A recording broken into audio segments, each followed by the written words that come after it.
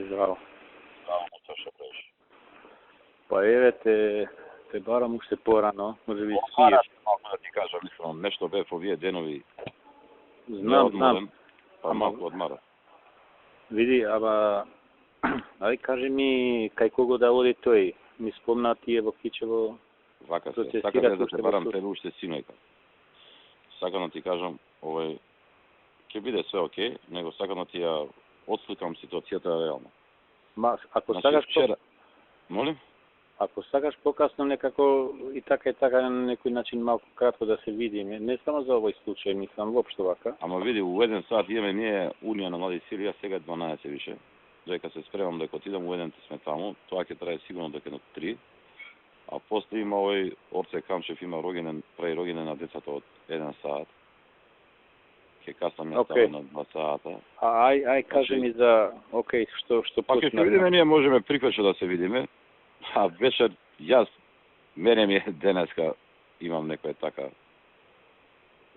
фамилиарна обврска. Не мора, не знае ако си толку под притисок, ама ај кажи ми за овој случај. Вака се, сакам да те барам ја уште синојка. Беше као сама викам ајде. Нели вчера они кој рекол ќе ги ватат компјутерите. Значи, они рекле дека чекаат наредба од истражен судија за да они направат копија. И која што копија Кичевскиот. Да, Кичевскиот истражен судија и таа копија и одма да им ја дадат на нив. Тоа е тоа што на нив им требало. Со тоа се они задоволни. Меѓутоа, најверојатно некој од нивна страна влиел на Кичевскиот истражен судија, кој што случајот е македонец, али го провере, ја бил тој некој криминалец што взимал пари ваму таму, небитно. И тој не сакал да даде наредба. И затоа овие вчера малку ги слушајме сега, а? Да, ајде пратам. Да. Прати ме до крај. Ќе ти биде јасно, пошто јас многу едноставно и јасно ќе ти кажам. И тој не сакал да даде наредба. А они без наредба не сме да направат копија, затоа што е тоа повреда на постапката. Да е дал таа наредба уште вчера ќе им било на овие направена копија и дадена на нив и завршена работа. Значи наредба за вештачење.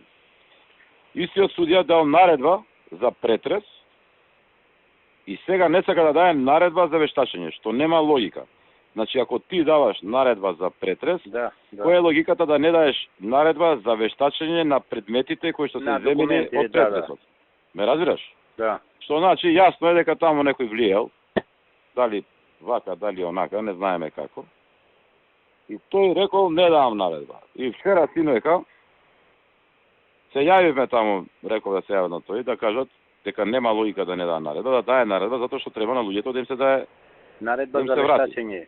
Он ви рекол, нека дојдат утре са бајле, ќе им давам наредба. Ово им дал наредба дури сега, пред 1 сат време. Да, ми спомнате дека се во Кичево, кај стражниот се. И дал наредба, и он сега ќе им треба уште 1 сат, 2 да направат копија и ќе им дадат. Што значи дека... Океј. Ама не е тоа добро бе така они сега да влијаат да прават, знаеш, кај им правиме ние попут. Ама јас само телефонсу преку нив.